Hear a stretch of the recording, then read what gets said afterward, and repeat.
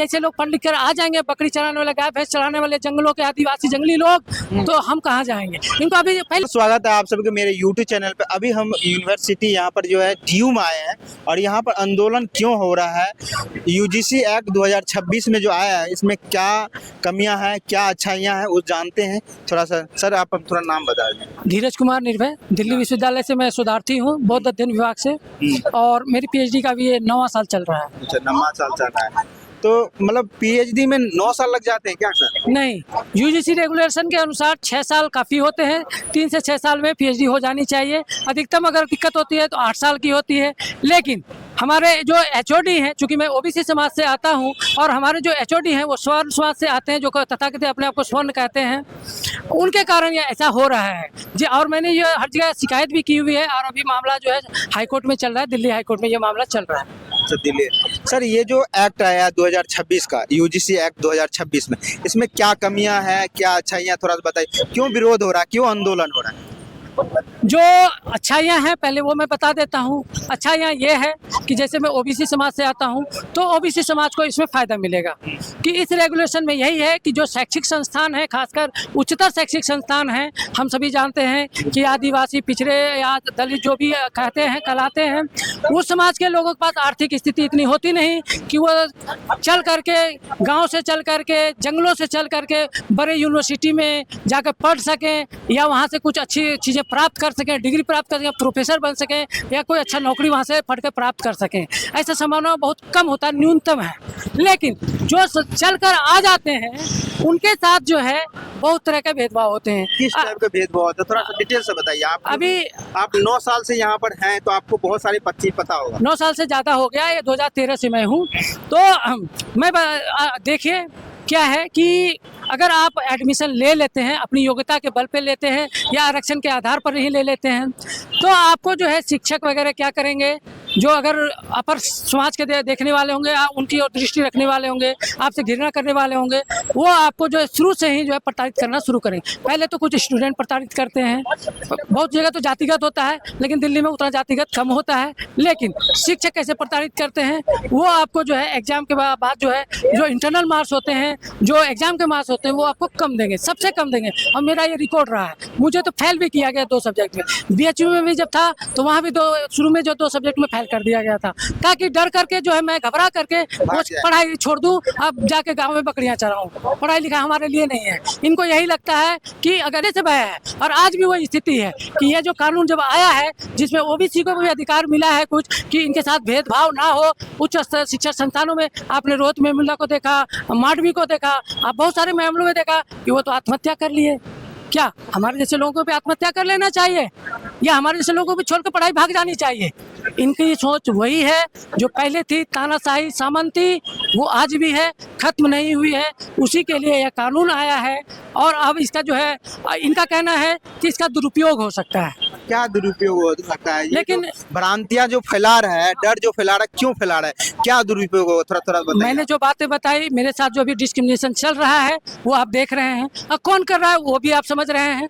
तो उन चीज़ों को देख करके जो है, मेरे लिए तो खुशी की बात है कि मैं जिस तेली समाज से आता हूँ, उस समाज के हित के लिए आया है। OBC समाज जो आता है, दलित पिछाता है, भैंसवार होता है, गाय चलाता है, भैंस चलाता है, नाव चलाने वाले लोग होते हैं, फूल पत्ती बीन कर जो जीविका चलाने वाले लोग होते हैं, वो केंद्रीय विश्वविद्यालयों में पढ़ सके, अच्छे से पढ़ के प्रोफेसर बन सके, अपने समाज के बच्चों को पढ़ा सके, उनको आगे आने का रास्ता दे सके, उनका नेतृत्व कर सके। तो ऐसा है कि नेतृत्व ही ना हो, इनकी सोच यही है कि उनका कोई नेतृत्व ही ना हो, उनका कोई नेता ही ना हो। आज अगर अम्बेडकर अपने समय में इतना झेलते हुए भी पढ़ाई नहीं किए होते, तो क्या हमें ये अधिकार मिला होता? क्या हम यहाँ जो है एक अछूत जो कहलाता है, जिसको आप अछूत, आप पिछड़ा कहते हैं ये लोग, तो क्या वो यहाँ आकर पढ़ रहा होता?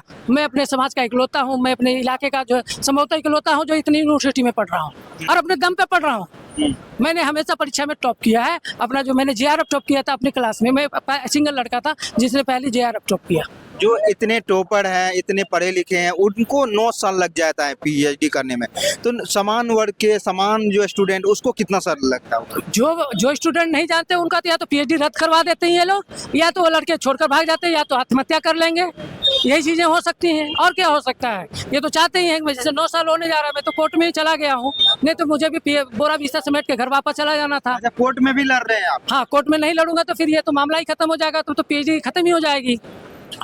अब मैं जेआरएफ रहा हूँ, एसआरएफ भी रहा हूँ। अच्छा, ठीक है, मतलब इतना योग्यता होने के बाद, इतना ज्ञान होने के बाद फिर भी हर जगह लड़ना पड़ रहा हर है। जगह। तो समाज, जैसे क्या लग रहा है कि समाज और जाति का फायदा मिलता है किसी को? समाज और जाति का फायदा, जैसे भी ये कानून आया था, जो ये रेगुलेशन आया है, वो हमारे हित के लिए है, इसलिए मैं उसका समर्थन कर रहा हूँ। क्योंकि जो चीज़ें मैं झेल रहा हूँ, मैं नहीं चाहता हूँ कि मेरे बाद आने वाले ओबीसी समाज के बच्चे और भी अन्य बच्चे इस तरह के भेदभाव को ना झेलें। अगर कोई आज जो है आदिवासी पीछे आ जाए किसी जंगल से उठ करके, तो अगर उसके साथ ऐसा होगा तो क्या वो यहाँ रुक पाएगा? उनके पास तो आर्थिक स्थिति ही नहीं होगी। मैं तो कुछ लोग मदद करते हैं, कोई घर से मुझे थोड़ी मदद मिल जाती है, दोस्त लोग मदद करें तब जाके मैं यहाँ टिका हूँ, अन्यथा मैं तो बोरिया बिस्तर समेट के मुझे भाग जाना होता। घर वाले को भी दबाव होता है कि अब बहुत एज हो गया, हर चीज हो गया, अब कमाओ। ये भी इतना पैसेंस भी नहीं रहता, घर वाले के भी आर्थिक स्थिति उतना अच्छा नहीं रहता है। लेकिन मेरे टैलेंट पे, मेरी जो शिक्षा है उस पे मेरे इलाके के लोगों को, मेरे यहाँ के युवाओं को पूरा भरोसा है, मेरे परिवार को भी भरोसा है। इस कारण से मेरे पिताजी ने कभी भी, पिताजी 2019 में गुजर गए, उन्होंने कभी भी मुझे जो है किसी चीज़ से रोकने का प्रयास नहीं किया। उन्होंने बस इतना ही कहा कि जहाँ जा रहे हो और बस चलते रहना, पीछे नहीं हटना, क्योंकि मेरे पिताजी जेपी मूवमेंट के क्रांतिकारी थे। अच्छा, तो कैसे खर्चा चलाते, कैसे मतलब मैनेज करते सर थोड़ा? पहले तो ट्यूशन वगैरह पढ़ाता था, अभी भी कुछ समय ट्यूशन पढ़ा देता हूं मैं, और बाकी जो है मुझे जो फेलोशिप मिली थी उसके बदौलत में इतना दिन चला, और उसी पैसे से अभी कुछ दोस्तों से भी ले रहा हूं, चूँकि भी एक पार्ट टाइम में पढ़ा भी रहा हूं किसी कॉलेज में, तो अभी कुछ पढ़ाई से भी पैसे अभी आए नहीं है, आएंगे।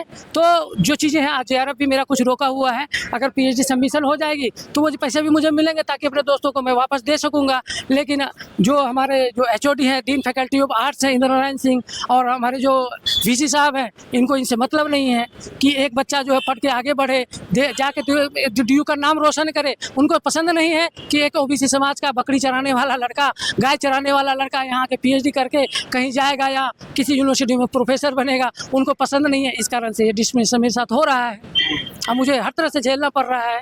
अच्छा, इसमें जो ये लोग जो विरोध कर रहे हैं, जो क्या कमियां गिना रहे हैं, थोड़ा सा बताइए आप। जैसे कहते हैं कि जैसे भेदभाव हो सकता है, गलत।